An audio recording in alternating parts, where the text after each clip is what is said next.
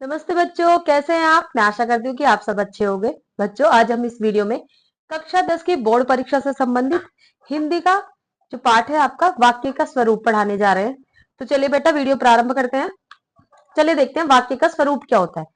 सार्थक शब्दों का वह व्यवस्थित समूह जो किसी विचार अथवा भाव को पूर्णतः व्यक्त कर सके वाक्य कहलाता है। अब देखिए बेटा, क्या होता है कि वर्णों के व्यवस्थित समूह को हम क्या कहते हैं? वर्णों के व्यवस्थित समूह को हम कहते हैं शब्द।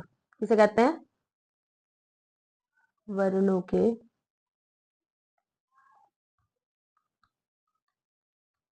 व्यवस्थित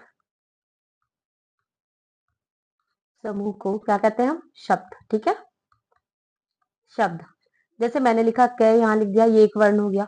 मैं यहां लिख दिया, ल यहां लिख दिया। अब यदि मैं इन तीनों को एक साथ लिखती हूँ, क मैं ल, तो ये क्या हो गया? कमल, यानी कि एक पूरा शब्द हो गया। ठीक है, वर्णों के व्यवस्थित समूह को शब्द कहते हैं।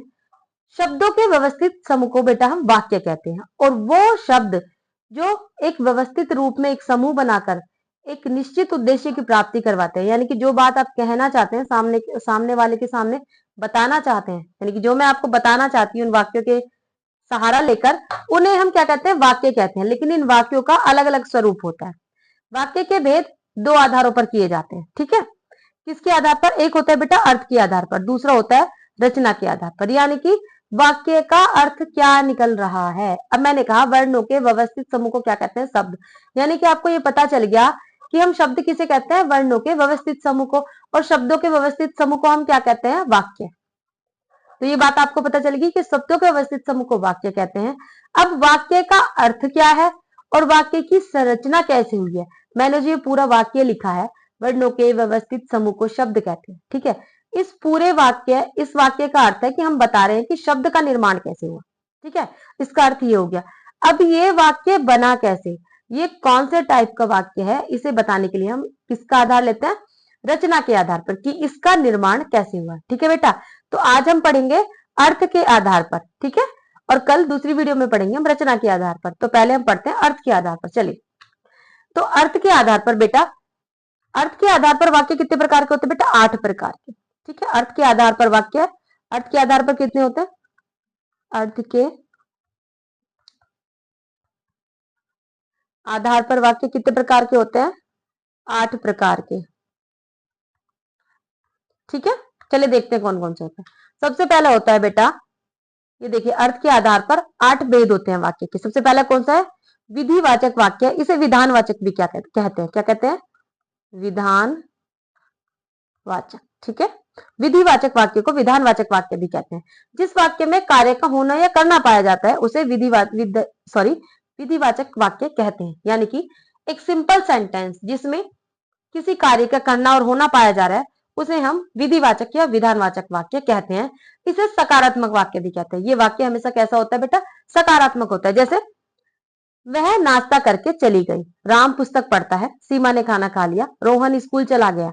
ये सिंपल सिंपल से वाक्य विधिवाचक या विधानवाचक वाक्य होते हैं।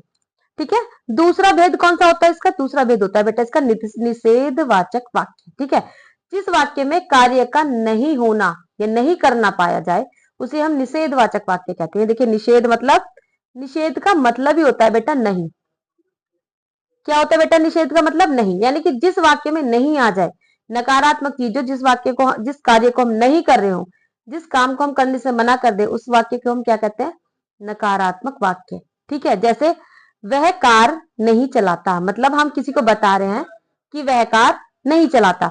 तो पहला हो गया विधिवाचक वाक्य, सॉरी, पहला हो गया आपका विधिवाचक, और दूसरा भेद कौन सा हो गया? निषेधवाचक। तीसरा भेद होता है बेटा आपका आज्ञावाचक वाक्य। जिस वाक्य में किसी काम की आज्ञा या अनुमति दी जाती है उसे आज्ञावाचक वाक्य कहते हैं। जैसे, चुपचाप बैठे रहो, अपना काम करो, खाना खा लो, वहां मत जाओ। जिस वाक्य में आपके बड़े आपको किसी कार्य के लिए अनुमति दे रहे हो, आपको ऑर्डर दे रहे हो, वह कौन सा वाक्य होगा? आज्ञावाचक वाक्य। चौथा प्रकार होता है बेटा आपका प्रश्नवाचक वाक्य। जब आप किसी से प्रश्न करते हैं, जिस वाक्य में कोई प्रश्न किया जाता है उसे हम क्या कहते हैं? प्रश्नवाचक वाक्य। और हमेशा प्रश्नवाचक वाक्य के आगे ये आपका प्रश्नवाचक चिन्ह लगा रहेगा। ऐसे, क्या तुमने खाना खा लिया? ये कार्य किसने किया, वहां कौन जा रहा है। जब भी आप क्या में, किस में, कौन में प्रश्नवाचक शब्दों में वाक्य जो बोलते हैं उसे हम प्रश्नवाचक वाक्य कहते हैं। ठीक है, जिस वाक्य में कोई प्रश्न किया जाता है उसे प्रश्नवाचक वाक्य कहते हैं। पांचवा है बेटा आपका विस्मय आदि बोधक वाक्य। जब आप जिस चीज को देख के आपको ब्लंडर हो जाए, हर्ष, शोक, घृणा, खुशी, प्रेम आदि का भाव आपके मन में उत्पन्न हो जाए, वहां पर कौन सा वाक्य होता है, विस्मय आदि वाक्य। अब देखिए इसे विस्मय वाचक वाक्य, विस्मय आदि बोधक वाक्य भी कहा जाता है। जैसे वाह क्या सुंदर गाय है। ठीक है, आप एक गाय की सुंदरता बता रहे हैं। ठीक है, बड़ी सुंदर सजीली सी गाय है जो बहुत सारा दूध भी देती है, तो आप कह रहे हैं वाह क्या सुंदर गाय है। जब भी आपको विस्मय आदि बोधक वाक्य देखने को मिलेंगे पेपर में, उनके आगे बेटा ये विस्मय आदि बोधक चिन्ह लगा होता है जो एक खड़ी पाई और उसके नीचे बिंदु होता है। ठीक है, छठा वाक्य है आपका संदेहवाचक वाक्य। जिस वाक्य में किसी काम को होने में संदेह या संभावना का बोध होता है उसे संदेहवाचक वाक्य कहते हैं। जैसे शायद आज वर्षा होगी, क्या होगी, शायद आज वर्षा होगी। हम अनुमान से कह रहे हैं, हमें संदेह है कि होगी भी या नहीं होगी, 100% श्योर नहीं है, लेकिन मौसम की नजाकत को देखते हुए हम कह रहे हैं शायद आज वर्षा होगी। ठीक है, तो ऐसे वाक्य होते हैं बेटा संदेहवाचक वाक्य। शायद आज मामा जी आएंगे, शायद आज मैम आएंगी या नहीं आएंगी। जब आपको ऐसा लगे कि जिस वाक्य में आप संदेह जता रहे हैं वो कौन सा वाक्य होगा, संदेहवाचक वाक्य। सातवां होता है बेटा आपका इच्छावाचक वाक्य। जिस वाक्य में व्यक्ति द्वारा इच्छा, मनोकामना, शाप, आशीष या शुभ कामनाएं व्यक्त की जाती है उसे इच्छावाचक वाक्य कहते हैं। यहाँ पे जब कोई व्यक्ति आपके मन की भावनाओं को व्यक्त करे किसी के ऊपर, उसे होता है कहते हैं हम इच्छावाचक वाक्य। जैसे आपकी यात्रा मंगलमय हो, भगवान करे आप पास हो जाएं। ठीक है, तो इस तरह के वाक्य कौन से वाक्य होंगे बेटा, इच्छावाचक वाक्य। जब आप किसी को के प्रति अपनी इच्छा व्यक्त कर रहे हो, आप किसी की मनोकामना कर रहे हो, भगवान करे आप पास हो जाए, या आपके ऊपर किसी को गुस्सा आ रहा है, क्या करें आप, तू फेल होगा, पक्का फेल होगा, आप क्या कर रहे हैं, उसे श्राप देने फेल होने का। किसी को आशीष दे रहे, भगवान करे तुम्हारा जीवन बहुत लंबा हो, तुम स्वस्थ रहकर जियो। जब आपने किसी को आशीष दिया, शुभकामनाएं, आपका दिन मंगलमय हो। ठीक है, जब आप किसी को शुभकामनाएं देते हैं, आप मन से देते हैं, आपकी इच्छा है कि सामने वाले को आप अच्छी सी शुभकामनाएं दें, तो वो कौन सा होता है, इच्छावाचक वाक्य।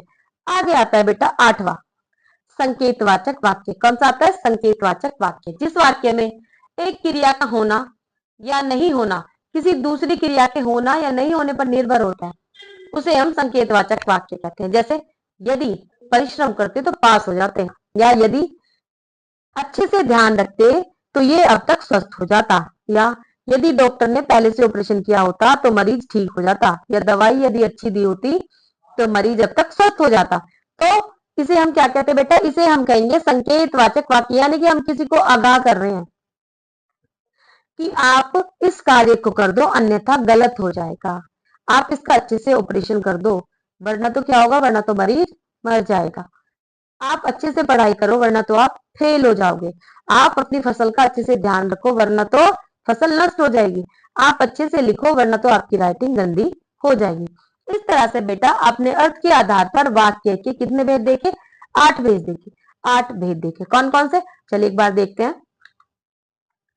सबसे पहले देखा आपने विधानवाचक, फिर निषेधवाचक, फिर आज्ञावाचक वाक्य, फिर प्रश्नवाचक वाक्य, फिर विस्मयवाचक वाक्य, संदेहवाचक वाक्य, 7वां इच्छावाचक वाक्य और 8वां संकेतवाचक वाक्य। इस तरह से बेटा आपने अर्थ के आधार पर वाक्य के भेद पढ़े।